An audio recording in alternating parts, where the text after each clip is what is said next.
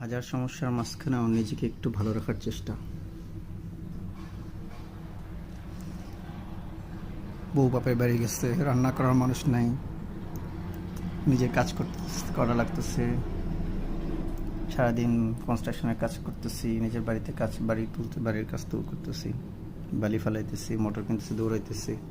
সেই সকালবেলা শুধু একটু মুড়ি, চিনি গুলায় মুড়ি আর একটা কফি খেয়ে চলে গেছিলাম। একদম হাড় ভাঙা পরিশ্রম করছি। দুপুরবেলা খুব মাথা ঘুরাইতেছিল। বিকালবেলা মনে হইলো নিজেকে একটু সান্ত্বনা দিতে হবে। সেই জন্য খুশবু রেস্টুরেন্টে যেয়ে একটা মাটন কাচ্চি নিলাম আর একটা মুরগির বটি, পাশে পুরা হাফ লিটার বুরহানি।